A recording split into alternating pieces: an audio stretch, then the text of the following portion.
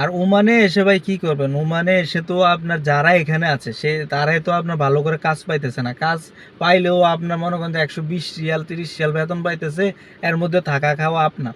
তো আপনি একটা মানুষের কিন্তু ৩০-৪০ রিয়াল আপনার খাবার খরচ আছে, থাকার খরচ আছে ১০-১৫ রিয়াল ২০ রিয়াল। তো ৪০-৫০ রিয়াল যদি আপনার নিজের খরচ যায়, তাহলে বাকি থাকে ৭০-৮০ রিয়াল। এই ৭০-৮০ রিয়াল আপনি দেশে পাঠিয়ে কি করবেন? ওমানের বর্তমান পরিস্থিতি কি এবং ওমানের ভিসা কি আদৌ খুলবে কি না না খুলবে, বিস্তারিত আলোচনা করার চেষ্টা করব। ভিডিওটা প্রথম থেকে শেষ পর্যন্ত দেখার অনুরোধ রইল। তো ওমানের ভিসা কবে খুলবে? শ্রম মন্ত্রণালয় কিন্তু আপনার খুব কঠোর অবস্থানে আছে এবং তাদের যে ওমানিকরণ যে প্রক্রিয়া, আমার আগের ভিডিওগুলো আপনারা দেখলে বুঝতে পারবেন যে আমি আগের ভিডিওতে বলেছিলাম যে তারা পদে পদে ওমানিকরণ করার চেষ্টা করতেছে। ইউটিউবে ঢুকলে দেখতে পারবেন অনেক ভিডিও আছে যে ওমানের ভিসা খুলে গেল নাকি, মানে অনেক ভিডিও। তো আমি আসলে বলবো যে ওমানের ভিসা আদৌ খোলার কোনো সম্ভাবনা নাই।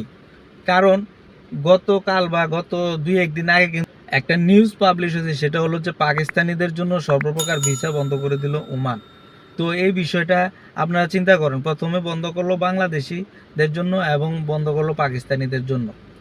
এখন পাকিস্তানিরা অনেক অপকর্মের সাথে জড়িত, যার কারণে পাকিস্তানিদেরও ভিসা বন্ধ করে দিচ্ছে। বাংলাদেশিদেরও কিন্তু সেম কাহিনী, যার কারণে আমাদেরও ভিসা বন্ধ করে দিয়েছে অনেক সমস্যার কারণে।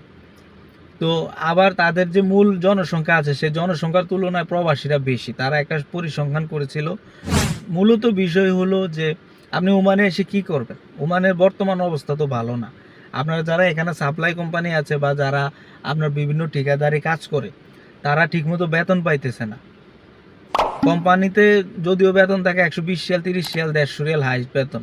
তো একটা মানুষের যদি থাকা খাওয়ার খরচ আছে, আপনি ৪০-৫০ রিয়াল যদি একটা মানুষের খরচ হয়ে যায়, ঠিক আছে, তারপরে মানুষ বাদ বাকি ৭০-৮০ রিয়াল দিয়ে মানে কি করবেন? এই টাকাটা বাংলাদেশে কত টাকা? বাংলাদেশে আপনার ৬০-৭০ রিয়াল বা ৮০ রিয়াল হচ্ছে আপনার ২০-২৫ হাজার টাকা। তো একটা প্রবাসী সারা মাস কষ্ট করে বাংলাদেশে ২০-২৫ হাজার টাকা পাঠাবে, তো এই বিদেশ করে তো আমার মতে আমি মানে পার্সোনালি আমি মনে করি যে কোনো লাভ নেই।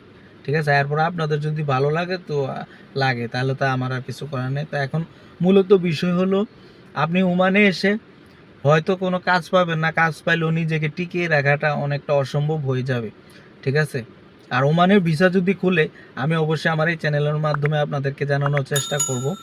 তো ভিডিওটা বেশি বেশি শেয়ার করে দিবেন, যাতে অন্য প্রবাসী ভাইরা জেনে উপকৃত হতে পারে। ধন্যবাদ সবাইকে।